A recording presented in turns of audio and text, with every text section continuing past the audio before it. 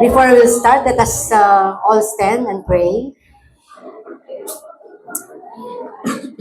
Father God, thank you so much for today. Thank you for your love. Thank you for the wisdom you always give us. Thank you for your presence right now, Father. Anoint your servant today, that she can deliver your words according to thy will. Thank you, Lord. Be in our midst.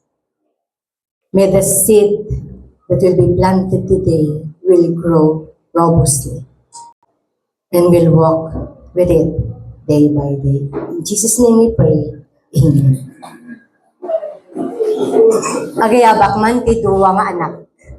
Duwa nga anak. A male and a female maybe. Make it fast para hindi tayo tatagal. Anak. Nga duwa.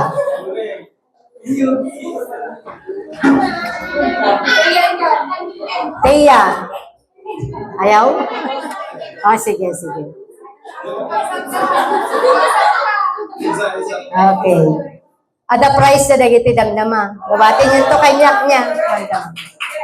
Sino ang papa mo? Si Warren. Okay, ikaw sino ang papa mo?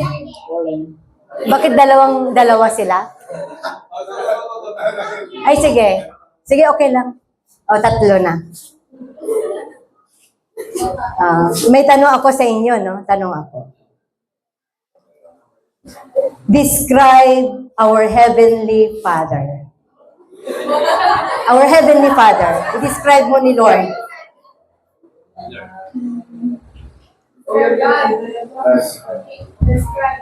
O, si ano muna? I-describe God? Or love. Very good. Galing, no? Love. God is love. Ikaw naman. Faith. God is faithful. Ang galing. Ikaw naman, ano pangalan mo? Ha? Ezekiel. Describe your papa. Generous. Generous. Okay, very good. Singilin niyo ako mamaya, no? Singilin niyo ako.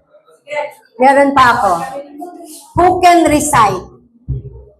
recite Matthew chapter 6 verses 9 to 13? Matthew 6 chapter 9 to 13. Come forward. Who can recite? Sige na. Si pastor lang ba ang nakaka-memorize doon? Sa mga bata. Matthew chapter 6 verses 9 to 13. Ay nala, kayo. Si ano? Oh, in other words, the Lord's Prayer. Who can recite that? Wala?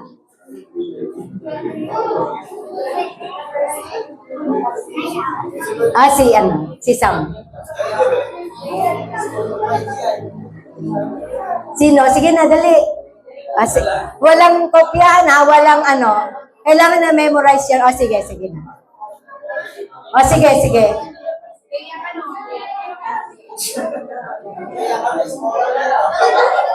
Dali. Sige na, dali. O, sige, tatlo kayo. Sige na.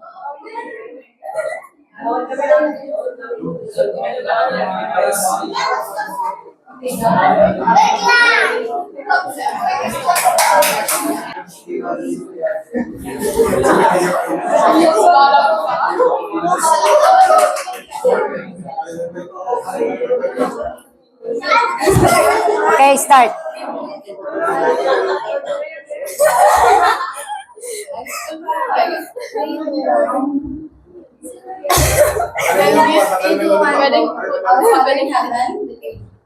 Hallowed be thy name, thy kingdom come.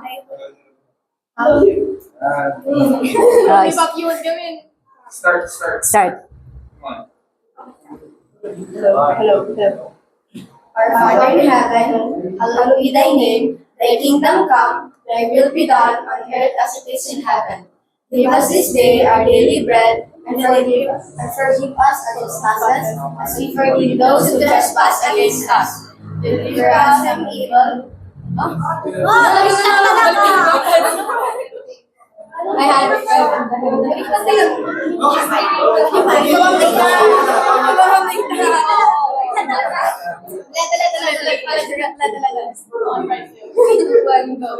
Our Father in heaven, give us this hallowed be thy name, the kingdom come, thy will be done on earth as it is in heaven. Give us this day our daily bread, and forgive us. And deliver us from our evil. Okay, sige, sige. Palakpakan natin. Very good, sige.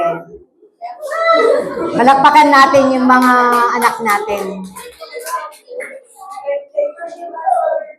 Our text for today is Matthew chapter 6, verses 9 to 13. And I'm going to entitle it, A Father Like No Other. I'd like to recognize agyaman tayo tada ni Ranjit, another father, the husband of Sunshine. Thank you for coming, Ranjit. Today we celebrate Father's Day. But more importantly, we celebrate the one from whom all fatherhood finds its meaning, our Heavenly Father.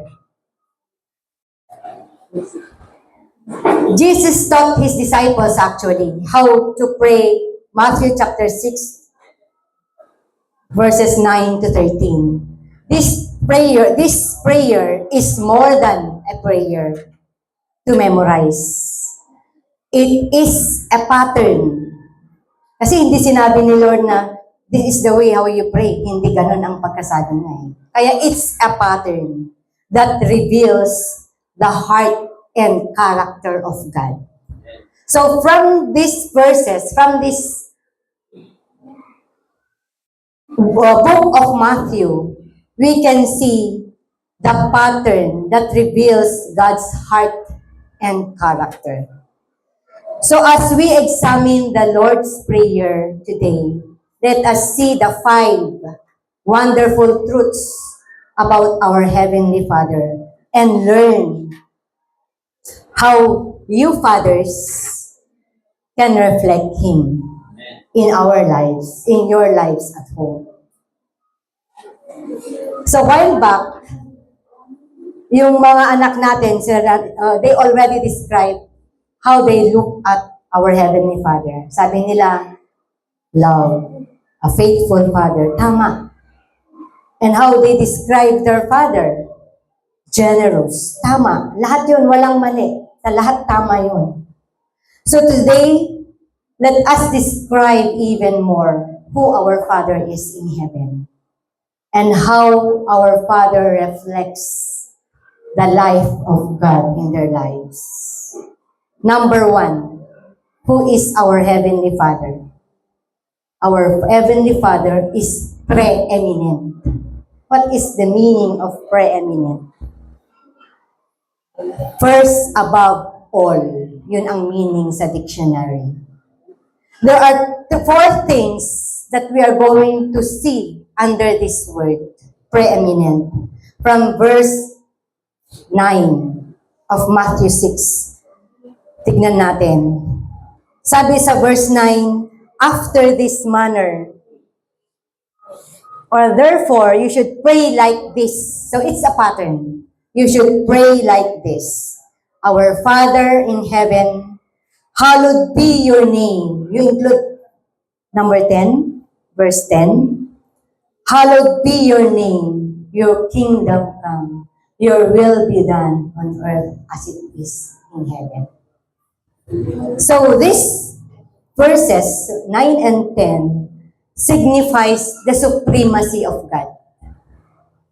It signifies submission.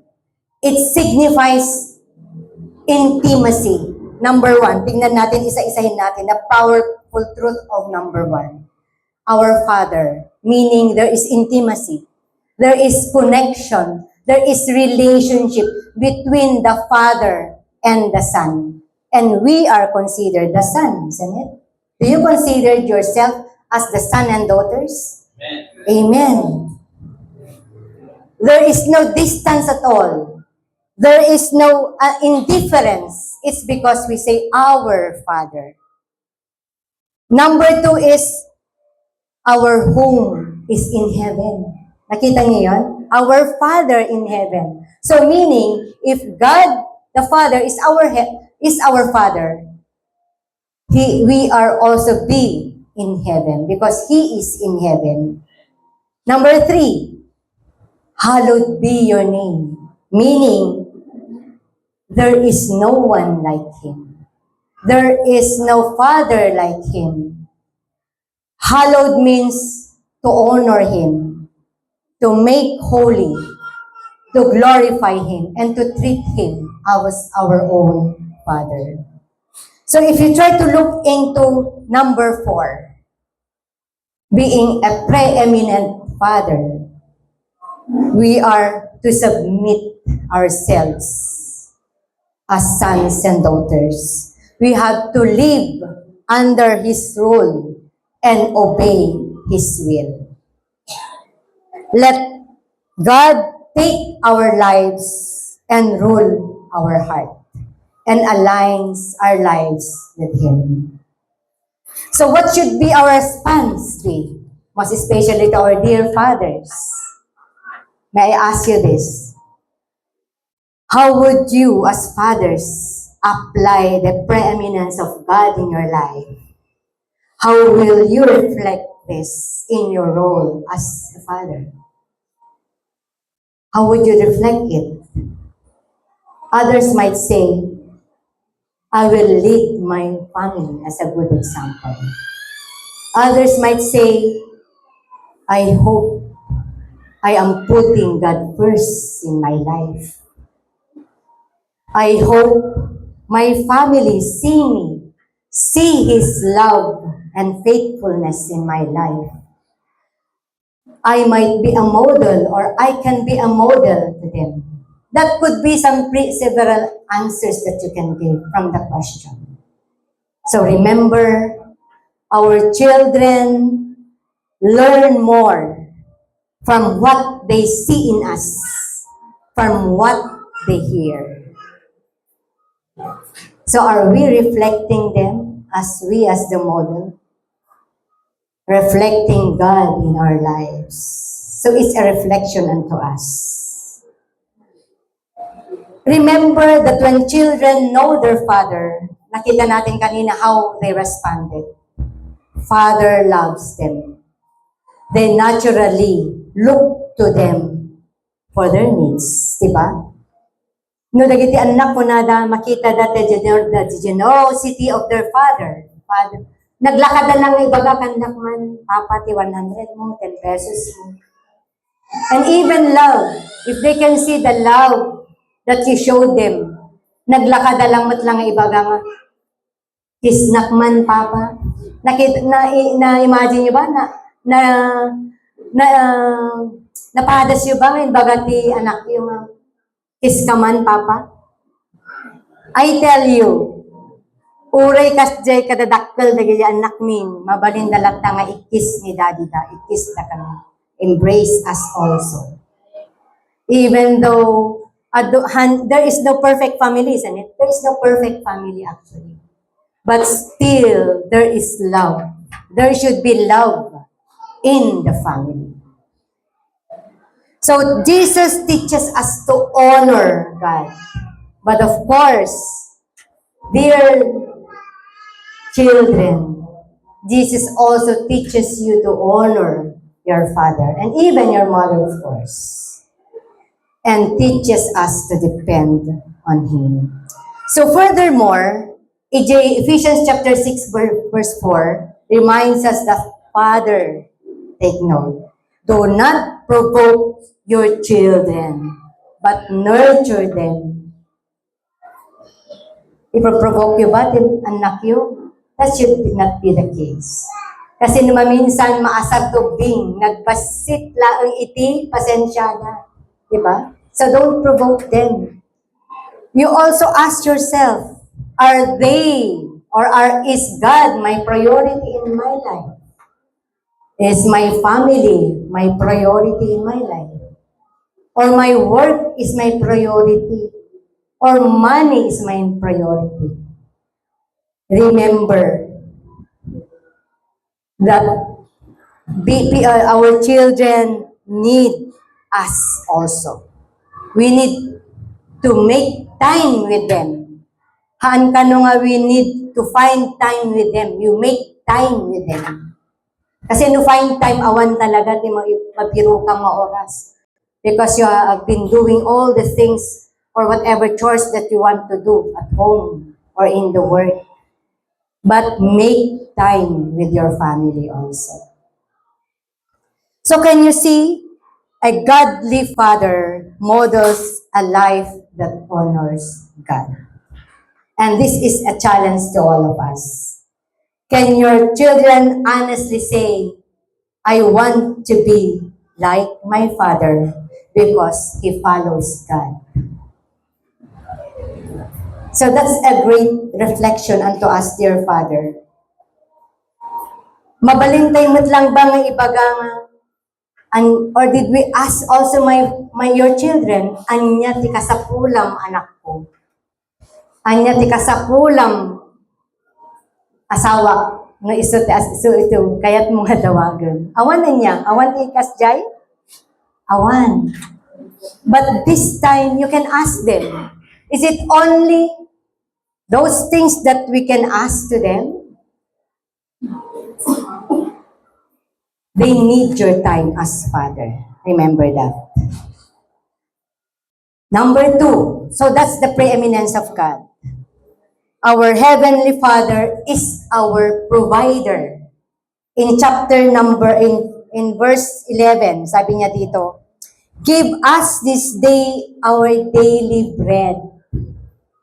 Apay nga tangahan niya monthly, haan niya weekly. It's daily bread. It is showing us dependence to God and trust in God.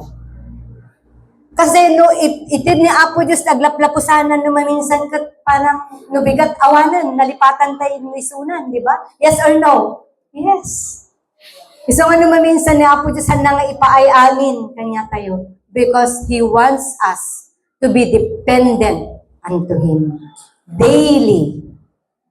And He wants us to trust Him daily. Trust Him to provide the needs of the family. Remember, during the time of Moses in the wilderness, God provided them manna. Agtinag iti manna iti makan. But that is only good for a day. Good for a day. Haan niya mabalin niya maminduma, ipabigat. Ada dagi siya nagala, ipabigat dangon na bangles. But God wants us to eat them all at one day at a time. Diba? So, people actually wrestle in this area, especially money. Diba? We wrestle money every day. How often have you stayed worrying all night? Anyamanin ti isaam ko nubigat. Anyamanin iti paay ko nga balon dagiti anak. Hindi kayo nag-iisa. We have been through all of those years. How many years? Actually, we worried. But it's just natural for us, man, to worry. But take note. Do not worry. God will take care of itself. In Matthew chapter 6, verse 25 to 26, kunana, do not worry of what you shall eat and drink. Jesus reminds us not to worry because our Heavenly Father cares for us. Have you tried reflecting, una niya? No tatakit nagkararag ka, Lord, I need this amount, I need this money. No bigat adda, di ba? Adda latang adda i-provide niya po. Diyos, man naglaplapusanan, but adda. If God feeds the birds, of the air, how much more will He care for His children? Diba? In Matthew chapter 7, verse 9 to 11, God not only knows what we need, He knows also what is best for us. Isong ano agdawat katihaan na nga will, han nga para kanyang, ni Apo Diyos sometimes say, yes, no, or wait. No, yes, meaning para kanyang diyay. No, no, kunana, you have to wait. Baka kunana, there is always the best time for you, for that matter. Because He loves us, God knows the best. Makano kunana nga ipaay ko day tangam isumot iti mang pariwara king ka. Ipaay ko day taking ka isumot lang ti mang dadaal king ka. Iso ko, we have to ask what is best for us. So picture the goodness of God, how He provides. The good illustration of this is the widow. In Kings 2, chapter 4, verse 11 to 1 to 7. Nga daytoy nga widow kat nabalo. Kat aduti utang nga nabati nila kay na. Kat kailangan niya ibayad na di duwang anak na. But Elisha asked the widow, what do you have in this house? Kunana. Anya ti addaking ka ito'y balay mo. Kat daytoy nga widow kunana adda basit nga makan, yung naawan daytoy yung awanan kasi awan ti pagsapulan na. God performed a miracle. But the widow still have to do her part. Anya ti inarami di widow. Kasi kunana ni Elisha, what do you have in this house? Awan. Nung kuna ni Elisha, mapan ka bumulod iti empty jars. Iti kaarubang. So meaning, the widow have to work for it. Haan lang nga aguray ti adda. Diba? Kailangan, dagiti anak na agtrabaho. Tapno at maitid iti kasapulan tayo. God performed a miracle, but the widow still have to obey and do something else and look for jars. So, anya tinaramid na pan nagpirok ti adu nga empty jars, pati di anak na. Kat idikwan, kunanda di ni Elisha, you close the door. Nya panda di empty jars, you close the door. Kat di door, after that, amin dagiti empty jars kat napunno iti oil.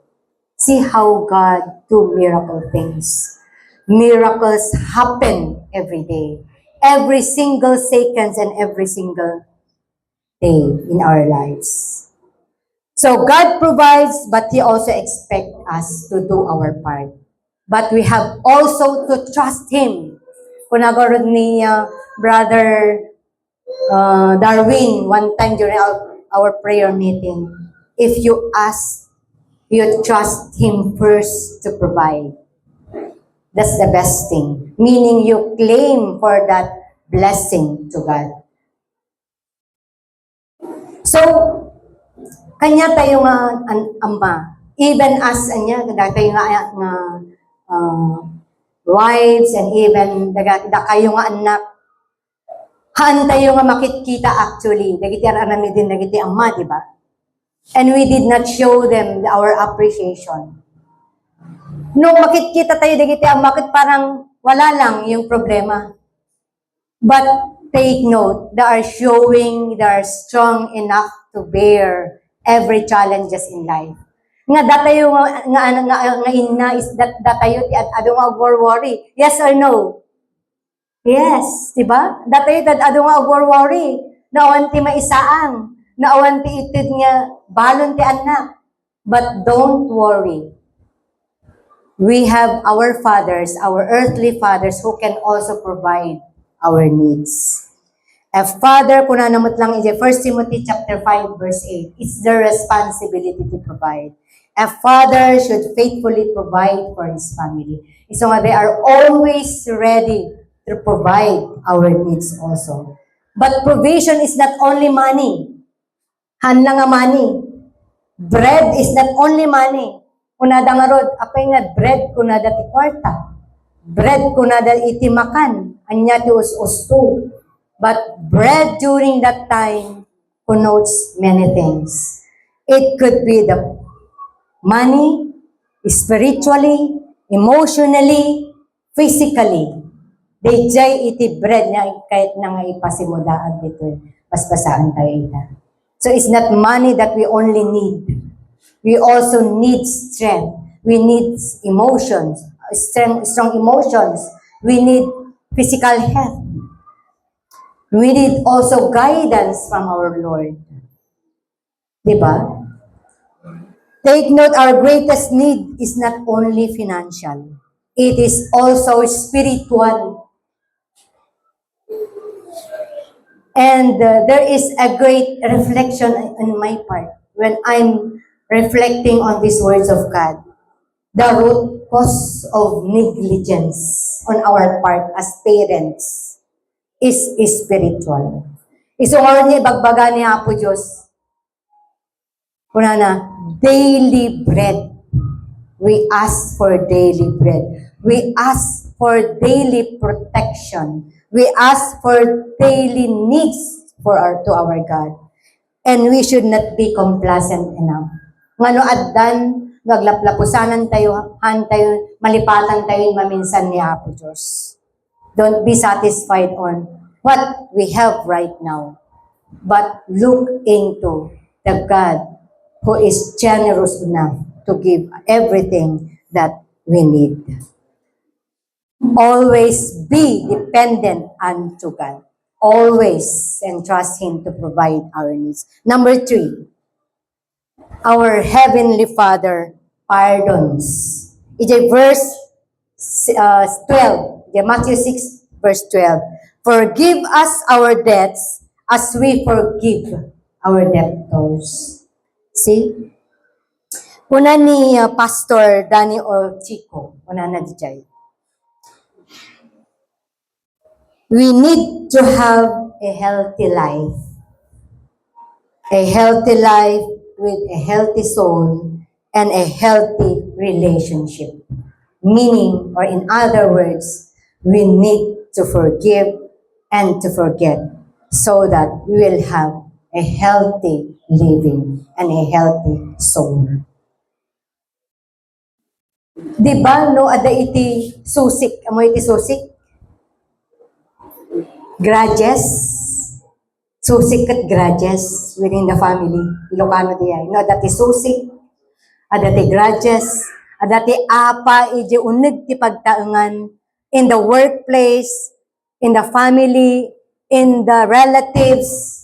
Namayat ba ti puso tayo? Yes or no? Haan. Nakadagdagsen. Isungod nga kuna ni Apo Diyos, forgive. Kuna na ijay, Romans chapter 5 verse 8. But God commanded His love towards us. While we were still sinners, Christ died for us. Ni Apo Diyos garod, imbaklay na ti cross. Gapo iti basol tayo. Di mawat tayo ba ti pamakawan. Kanya na, imbaklay na iti cross para lang kanya tayo.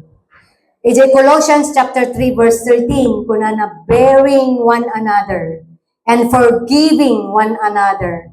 If any man have quarrel against in any, even as Christ forgive you, also do ye. So, no nagkasala, iti kapsat mo, iti sabali nga tao king ka, pakawanom. Forgive as the Lord forgave you. Nagrigat, diba? Nagrigat. Kaya ba natin? Kakayanin. You pray for it. I can still remember a person nga kaslangay na bayag ngahan ko nga napakawan tibiyag ko. Kasi siyempre, pinatay na timanong ko. But then I asked God to forgive me. Kasi han niya mapasumurak iti bendisyon kanya. Nuhan ko mapakawan ti tao. Nga pimatay ti kabsat ko, di ba? Yes. So nga, during those how many years nga inbakbaklay ko di ay. But I thank God. Nung makita ko hindi nga tao, it's okay. Makita ko hindi nga tao, na, Lord, napakawan ko ba isuna? It's okay. Napakawan ko isuna. And I thank God for that. Isong ano adda, iti tattao nga, nakabasol kanya tayo. Akawanan tayo. Tapno lumagan, itiprik na tayo. Remember, iti Psalms ko na namat lang di 103 verse 12. As far as the east is from the west, so far has He removed our transgressions from us.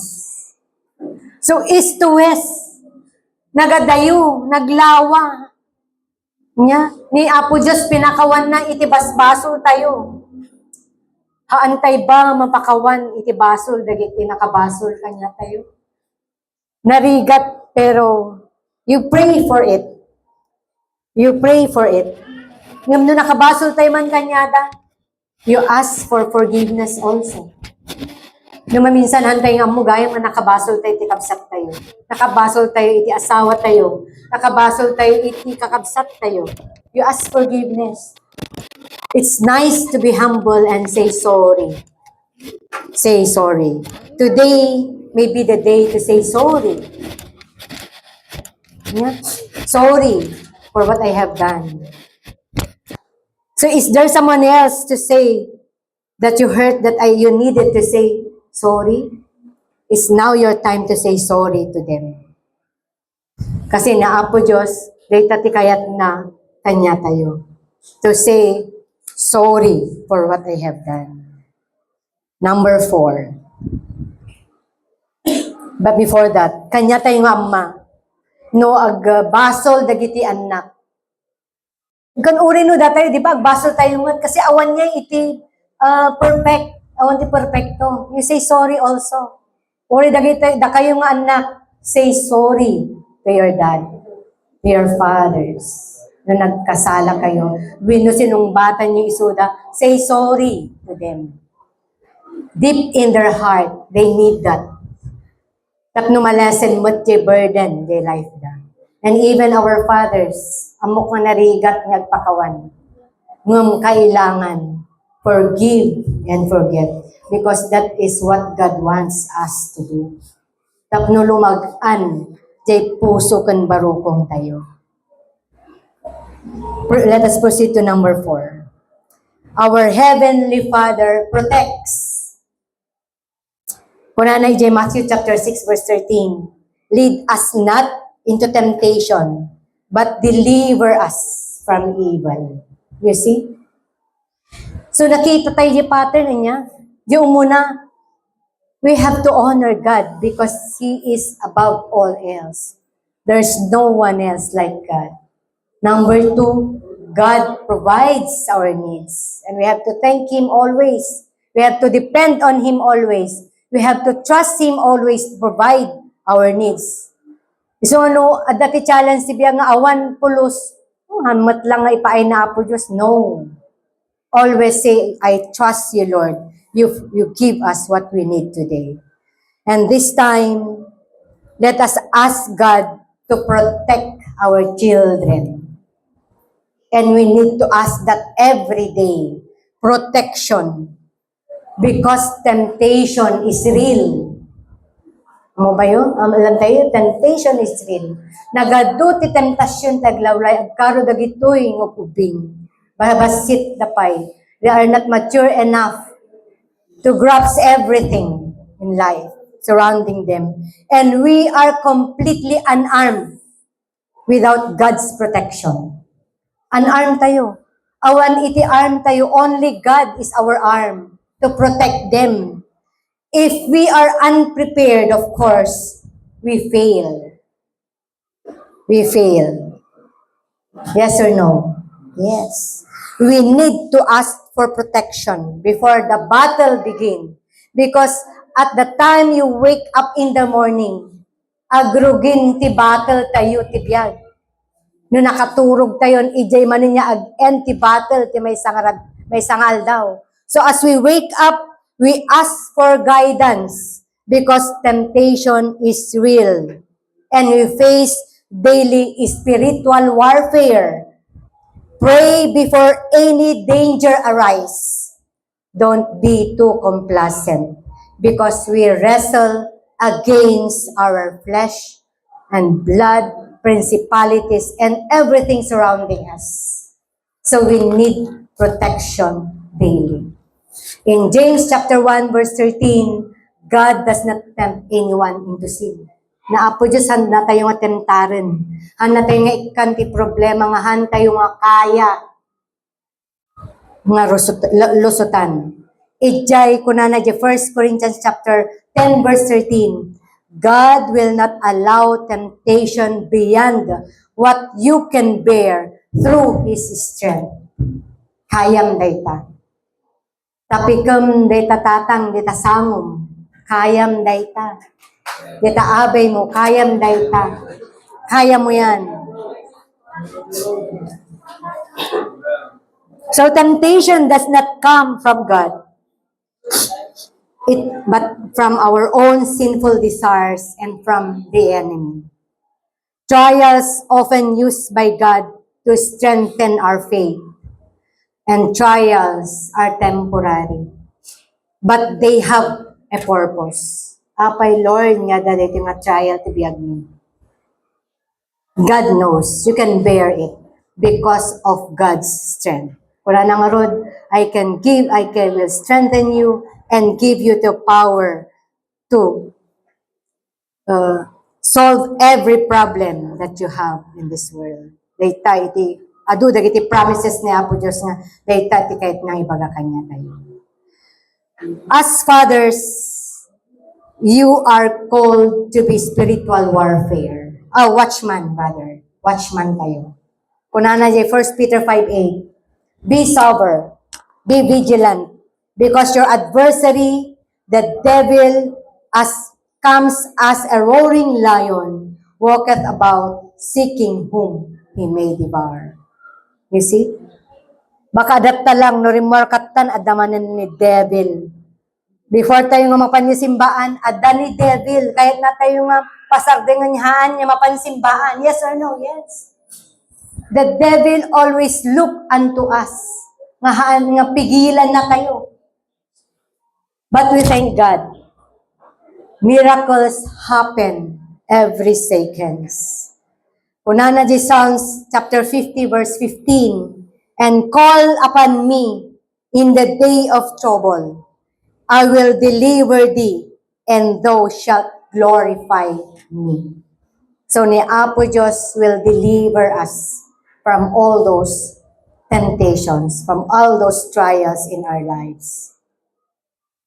So kanya tayo nga ama, a good father, protects his family by teaching them biblical values. Itultuloy tayo nga ama, nga pagbasaon nagiti anak tayo iti Bible da. Itultuloy tayo ama, nga iset iti healthy boundaries.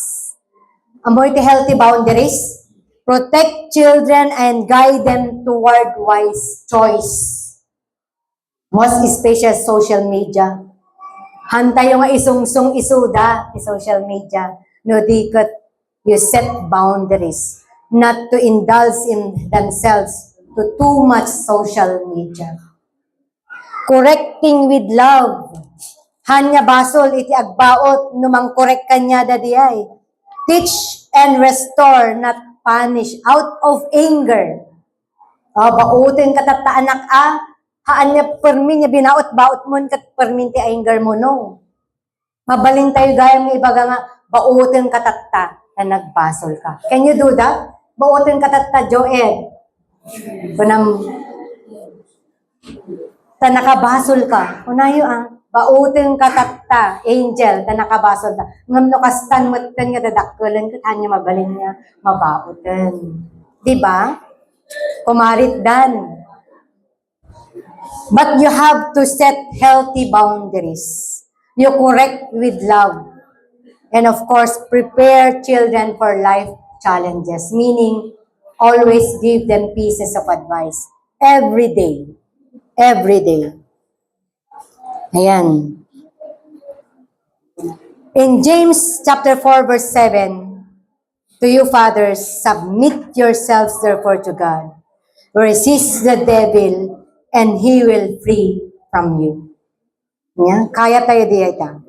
Victory over temptation begins with us, actually, when we surrender to God.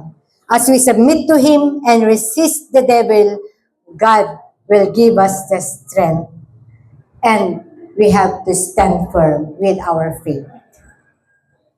Challenge to all of us, dear fathers, are you preparing your children for success in life or for being faithful to God?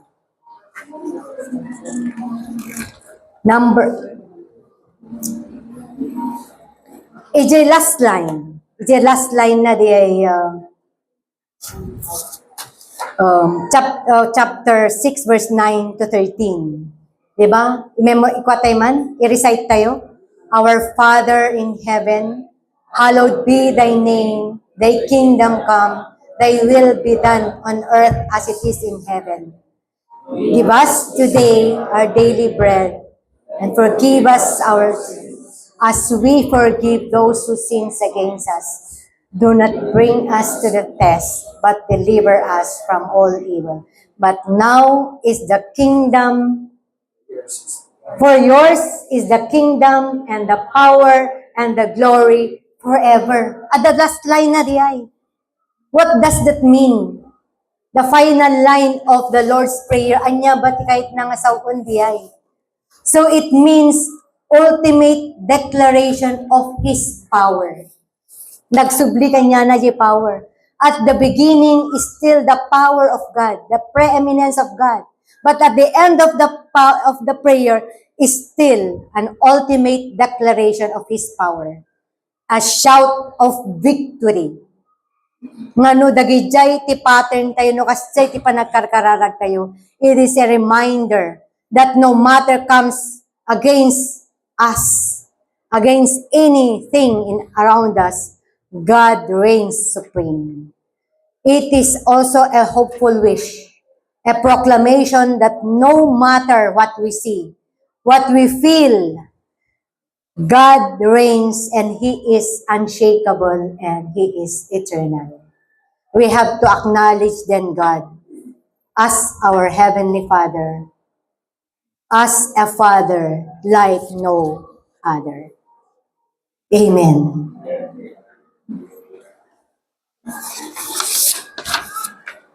So yung panglima, it's not in that verses, but I just want to show us, why God provides, why God forgives, why God protects. It is because of one thing, because of His love to us. So meaning, our Father is a passionately love us. In 1 John chapter 3 verse 1, see what great love the Father has lavished on us, that we should be called children of God. Everything God does flows from His love. Everything that goes, dagito yung blessings, it's because of His love. It's because of His grace. His love is perfect. It's unconditional. It's sacrificial. And it's eternal. Then the question is, how does God become your Father? Kasano tayo agbalin nga anak ti Apo? Anya ti kunana? John 1:12, yet to all who receive Him, to those who believe in His name, He gave the right to become the children of God. See?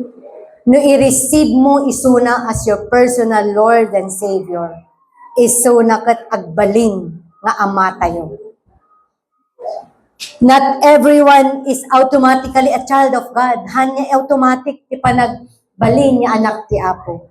We become His children when we receive Jesus as our Savior and Lord. So di ko nana ijay, John 1:12. Receive Him to those who believe in His name. Jesus came to redeem us and to adopt us into God's family. Because Christ we call God our Father. In conclusion, our Father is a preeminent God. He is worthy of our worship. He is our great provider. He is faithful, caring, for our needs. He is our pardoner, freely forgiving our sins, protector, guarding and disciplining His children, passionate, loving us with an everlasting love. Fathers, the greatest gift you can give to your family is not wealth, not success, not possessions, but be the kind of father who helps his family see Jesus. Amen. Iso kumadayjay, iti challenge si tunggal ama, mamakita kanya tayo, nga itultuloy tayo nga agkamatalag kina Apo Diyos. Itultuloy tayo nga kitain ni Apo Diyos iti bibiyag tayo. So let us come unto Jesus. Let us feel God's presence. Kat tumakder tayo, itatagundaway. Tumakder tayo, kakapsat.